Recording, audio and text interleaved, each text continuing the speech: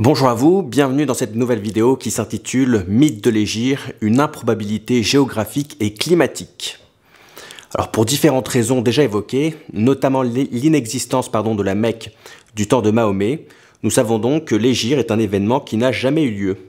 J'aimerais maintenant évoquer un aspect qui jusque-là a été peu étudié et confirme le caractère peu réaliste de la théorie selon laquelle Mahomet aurait fui la Mecque pour trouver refuge 300 km plus au nord dans une ville qui s'appelle Médine.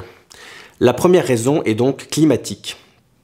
En effet, le sud de l'Arabie, de la péninsule arabique, offre des températures qui sont beaucoup plus clémentes que le nord de l'Arabie, où Mahomet est censé avoir fui, qui par ailleurs, étant désert, n'offre pas des conditions idéales d'implantation pour une communauté. Le sud de l'Arabie, qui correspondrait aujourd'hui à un grand Yémen, était d'ailleurs appelé, du temps de l'Antiquité, Felix Arabia, l'Arabie heureuse, car elle bénéficiait à l'époque, grâce à un important système d'irrigation, d'une agriculture qui était extrêmement prospère, d'où son nom Arabie heureuse, verger florissant en quelque sorte. Jardin florissant. A contrario, la moitié nord de l'Arabie offre des conditions de vie qui sont beaucoup plus âpres. Elle est composée des montagnes du Hedjaz, qui sont de moyenne altitude, qui sont composées de roches volcaniques, et qui n'offrent donc que peu de possibilités d'agriculture et en plus de ça, il y a aussi du désert.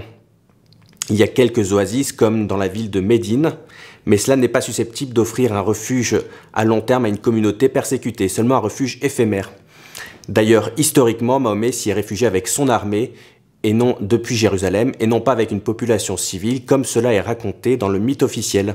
Mahomet s'y est réfugié éphémèrement avec son armée, le temps de la faire grossir avec des auxiliaires que la tradition islamique appelle al-Nasara, même si elle leur donne un rôle bien différent du rôle réel qu'ils ont eu. Alors, puisque dans les faits, ces gens-là n'ont pas servi à Mahomet à retourner à la Mecque, puisque la ville n'existait pas, mais lui ont permis de retourner à Jérusalem. Il n'y a donc absolument aucune raison de croire qu'une population civile persécutée pour des raisons religieuses aurait choisi une région climatiquement ingrate plutôt qu'une région qui soit fertile. Deuxième raison, c'est une improbabilité géographique, le mythe de l'Hégire. En effet, au nord de la Mecque, les montagnes, dont on a vu qu'elles étaient inhabitables, ne sont que de moyennes altitudes et se trouvent au milieu du désert. Et si l'Hégire avait véritablement eu lieu, Mahomet et ses compagnons auraient fui vers le sud de la Mecque car il s'y trouve de hautes montagnes, d'une chaîne de montagnes que l'on appelle l'Assir.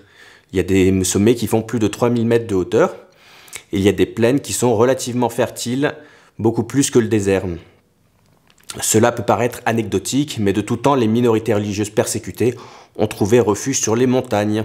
On peut citer par exemple les Assassins en Iran, qui étaient réfugiés sur les massifs de l'Alborz, les Druzes qui se sont réfugiés dans les montagnes du Liban. Au Pakistan, on a une communauté qui s'appelle les Kalash, et qui sont restés païens malgré leur environnement islamique parce qu'ils étaient isolés dans les montagnes. Pareil, dans le Caucase, malgré la domination des chrétiens et des musulmans, il y a certaines communautés isolées qui sont restées relativement païennes, relativement paganisées. Jésus lui-même, d'ailleurs, dans l'Évangile, il invite ses partisans à trouver refuge dans les montagnes de Judée. C'est une façon métaphorique d'inviter les chrétiens à trouver refuge dans les valeurs sûres pour fuir les persécutions du monde. Jésus nous dit, lorsque vous serez persécutés, allez dans les montagnes de Judée. Et les montagnes de Judée, ça signifie donc les valeurs sûres pour fuir les persécutions du monde. Le désert, c'est davantage un lieu où les mystiques s'isolent afin d'affermir leur foi, mais ce n'est pas un endroit où les minorités persécutées peuvent trouver refuge, d'autant qu'elles sont facilement repérables. Par exemple, dans le premier livre des Maccabées, c'est un livre de la Bible donc, on a des juifs qui sont fidèles à leur religion et qui sont hostiles à sa corruption par les Grecs, par sa corruption hellénistique, et qui ont la naïveté d'aller dans le désert où ils sont rattrapés et massacrés par les armées officielles, les armées du roi, les armées de la puissance hellénistique qui occupent Jérusalem. Ils sont rattrapés et massacrés, et les survivants se disent « Désormais, on n'ira plus dans le désert, on trouvera plutôt refuge dans les montagnes ». Il est donc totalement absurde d'imaginer qu'une communauté religieuse qui ait été persécutée ait pu choisir de se rendre dans une région avec un climat et une géographie qui soient défavorables, plutôt que dans une région avec un climat et une géographie qui, elles, soient favorables. Cet élément s'ajoute évidemment aux autres pour affirmer avec certitude que la fuite de Mahomet de la Mecque vers Médine, ce qu'on appelle l'Hégire, donc, vers une ville qui est située au nord de la Mecque, est donc une histoire fausse, car elle n'est pas plausible sur de nombreux plans, non y compris, donc, on a vu l'aspect climatique et l'aspect géographique.